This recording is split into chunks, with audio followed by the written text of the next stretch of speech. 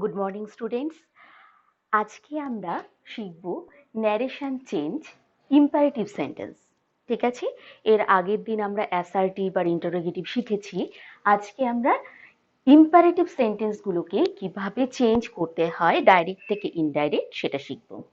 আচ্ছা, first of all তোমাদের জানতে হবে ইম্পারেটিভ সেন্টেন্স কাকে বলে, তাই তো? আচ্ছা, imperative sentence generally states order, request, suggest, prayer, etc. ওকে, তো তোমরা কোনো সেন্টেন্স ন্যারেশন চেঞ্জে ডাইরেক্টলি সেটা ইম্পারেটিভে আছে কিনা কি করে বুঝতে পারবে? তোমরা দেখবে ইনভার্টেড কমার মাঝে সেন্টেন্সটা জেনারেলি ভার্ব দিয়ে শুরু হয়। ঠিক আছে, shut the door, please give me a glass of water, do not go outside. আর তাছাড়া লেট দিয়েও কিছু কিছু সেন্টেন্স শুরু হয় যেগুলো ইম্পারেটিভ সেন্টেন্স। ঠিক আছে, আচ্ছা, আমি রুলসগুলো একটু আগে লিখে দিয়েছি যাতে করে তোমাদের পুরো বোর্ড ওয়ার্কটা করতে সুবিধা হয়। ফার্স্ট যে রুলসটা তোমরা এমনিতে জানোই যে রিপোর্টিং ভার্ব অ্যাসার্টিভ সেন্টেন্সে চেঞ্জ হয় না, তাই তো? কিন্তু আমরা আজকে যেটা শিখছি সেটা হচ্ছে ইম্পারেটিভ সেন্টেন্স। সাবজেক্ট তো চেঞ্জ হবে না, যে স্পিকার সেটা তো চেঞ্জ হবে না, কিন্তু রিপোর্টিং ভার্ব যেটা থাকবে সেটা কিন্তু এক্ষেত্রে চেঞ্জ করতে হবে। তো কিভাবে তোমরা চেঞ্জ করবে সেটা ডিপেন্ড করবে, it depends on the sense of the sentence. Okay, কোন সেন্স প্রকাশ পাচ্ছে তার উপরে ডিপেন্ড করবে। যদি দেখো সেন্টেন্সটা একটা রিকোয়েস্ট বোঝাচ্ছে তাহলে তোমরা রিপোর্টিং ভার্ব করবে রিকোয়েস্ট। যদি অর্ডার বোঝায় তো অর্ডার, কমান্ড, অ্যাডভাইস, ইনস্ট্রাক্ট অথবা ফরবিড। তোমরা প্রত্যেকটার অর্থ জানো। রিকোয়েস্ট করা মানে জানো অর্ডার, কমান্ড করা মানে জানো আদেশ দেওয়া, অ্যাডভাইস হচ্ছে উপদেশ দেওয়া, ইনস্ট্রাক্ট করা হচ্ছে কোনো কিছুর ইনস্ট্রাকশন দেওয়া, নির্দেশ দেওয়া। আর ফরবিড এই কথাটা হয়তো তোমাদের কাছে কারোর কাছে নতুন মনে হতে পারে। ফরবিড হচ্ছে নিষেধ করা, এটা নেগেটিভ ফর্মে ইউজ হয়। ঠিক আছে, দ্য ফার্স্ট রুলস আমরা যেটা শিখলাম, reporting verb is changed into request, order, command, advice, instruct, forbid, etcetera. ঠিক আছে, নাম্বার 2, পরের যে নিয়মটা সেটা দেখো, the verb of the reported speech. তোমরা জানো দুটো দুটো পার্ট আমরা পাই, একটা হচ্ছে রিপোর্টিং ভার্ব আর একটা হচ্ছে রিপোর্টেড স্পিচ তার ভার্ব। ঠিক আছে, তো রিপোর্টেড স্পিচে আরেকটা ভার্ব থাকবে, সেটাকে তোমরা কিভাবে লিখবে? ইট বিকামস সাবজেক্ট, তারপরে টু দিতে হবে। আর টু হচ্ছে তোমরা জানো এটা একটা ইনফিনিটিভ, আর টু এর পরে ভার্বের প্রেজেন্ট ফর্মটা ইউজ হবে, অ্যান্ড রিমেইনিং যে পার্টটা থাকবে অবজেক্ট হিসেবে সেটা দিতে হবে। ওকে, আচ্ছা, আমি এখানে একটা ইনডাইরেক্ট সেন্টেন্স লিখেছি যাতে তোমরা বুঝতে পারো। He requested me two stayed at home. দেখো কিভাবে আসলো, সাবজেক্ট আসলো মানে স্পিকার যে সে এলো, রিপোর্টিং ভার্বটা সেন্স অনুযায়ী রিকোয়েস্টেড হলো, কাকে রিকোয়েস্ট করছে? মি, তার সাথে দেখো টু যোগ হয়ে গেল। ঠিক আছে, to stay, to go, to sit. Okay, এই ধরনের সেন্টেন্স, এই ধরনের ফর্ম ইউজ করতে হবে ইনডাইরেক্টে। তো কোথায় স্টে করবে? At home. তোমরা জানো এটা রিমেইনিং পার্ট যেমন আছে তেমন লিখতে হবে। তো আমরা বুঝতে পারলাম সেন্টেন্সে ভার্বের ফর্মটা কিভাবে হবে, টু দিয়ে ভার্বটা বসাতে হবে। ওকে, আচ্ছা, এটা হলো অ্যাফার্মেটিভে।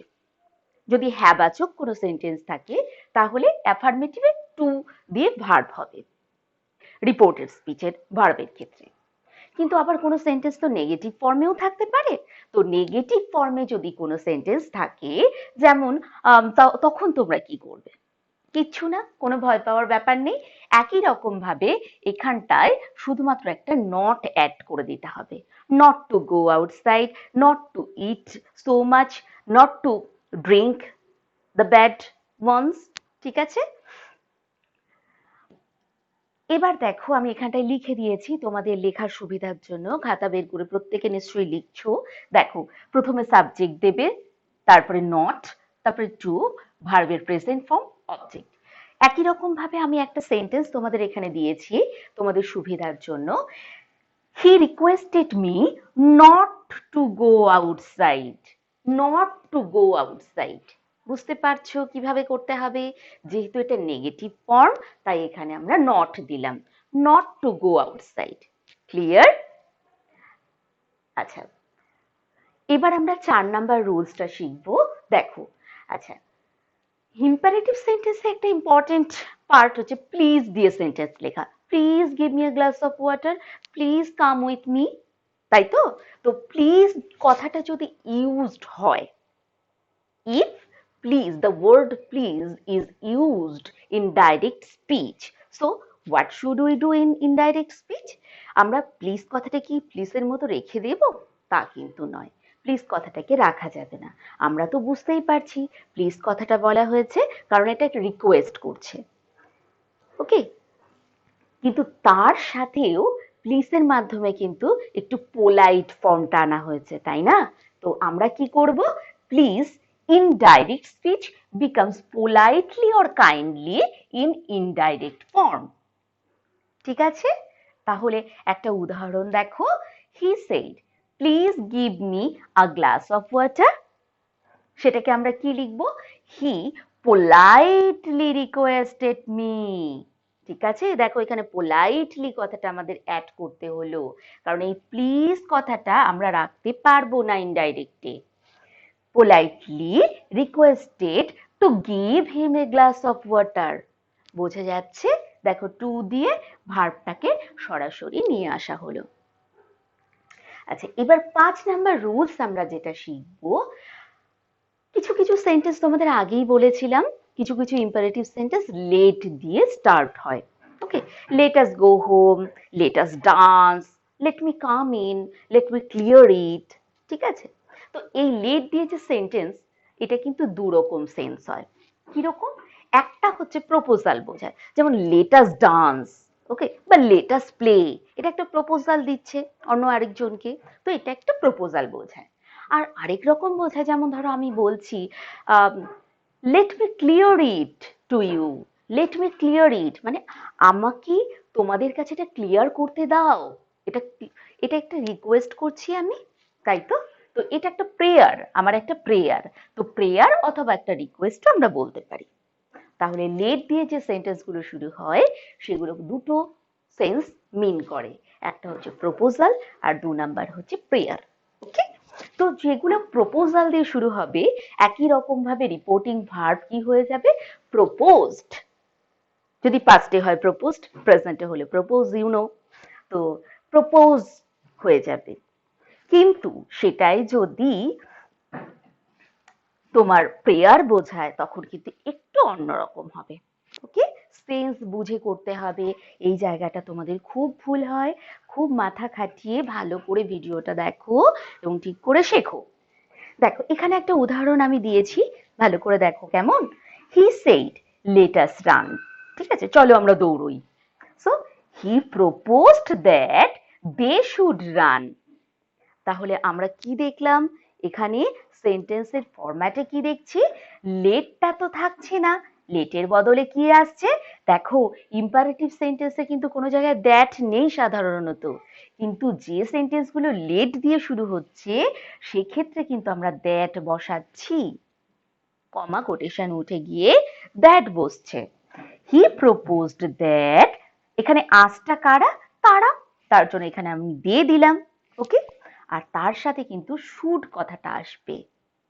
ওকে, তাহলে সেন্টেন্সের ফরম্যাটে এটা কিন্তু ইনক্লুড করতে হবে। যদি প্রপোজাল হয় তাহলে সাবজেক্ট প্লাস শুড প্লাস ভার্বের প্রেজেন্ট ফর্ম। ঠিক আছে? তাহলে দ্যাট দে শুড রান। বুঝতে পেরেছো? আচ্ছা, চলো প্রেয়ার বোঝালে পারে তখন তোমরা কিভাবে করবে।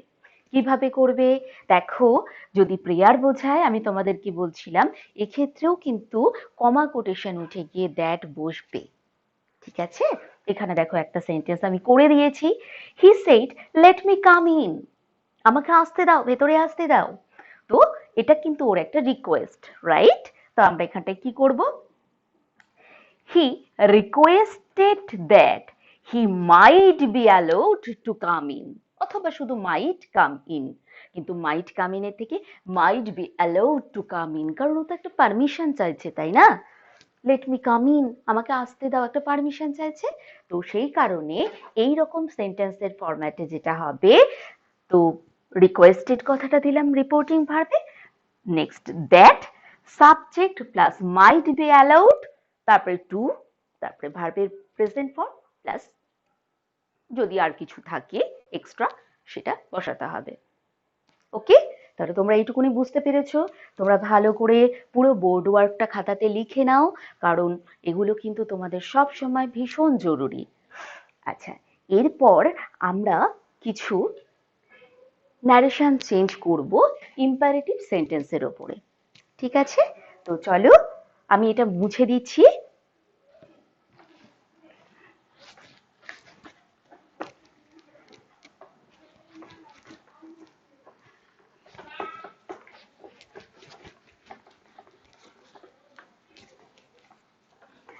আচ্ছা, রেডি?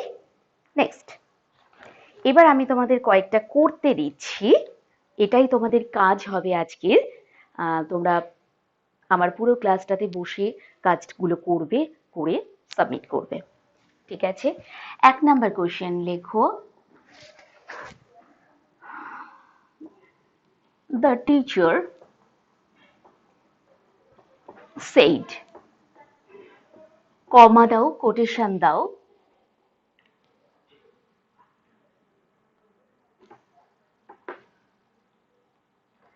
stand up.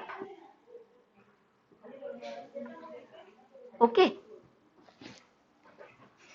চলো আমরা 2 নাম্বার করি। 2 number question now, the officer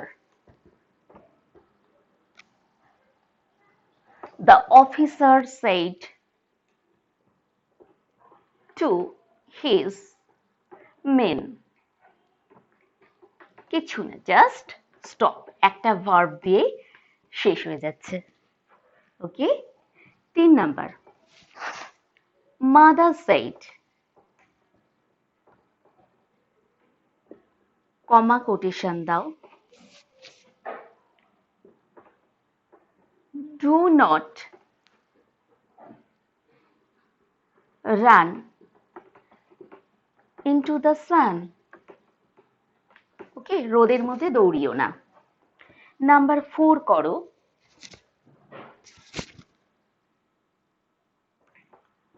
the boy said to his friends,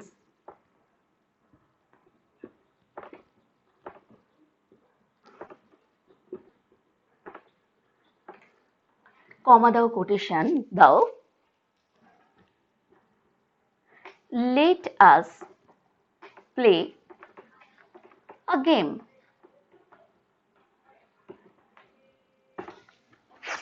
5 number sentence লেখো,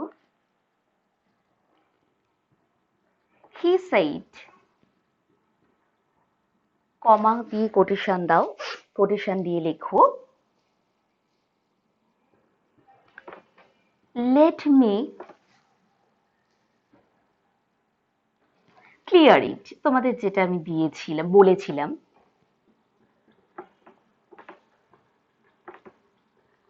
properly, কোটেশন শেষ করো। Number 6 now,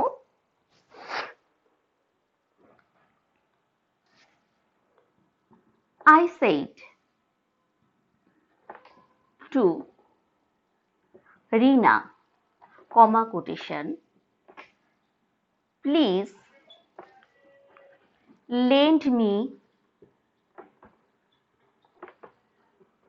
your pen. Quotation শেষ করো ফুল স্টপ দিয়ে। নাম্বার 7 চলো,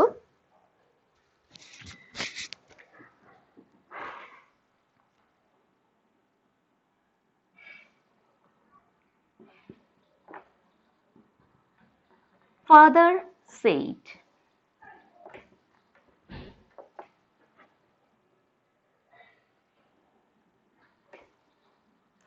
save some money.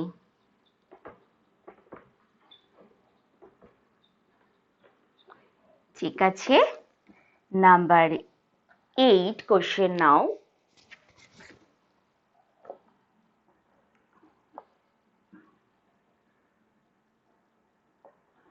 The general said, comma quotation,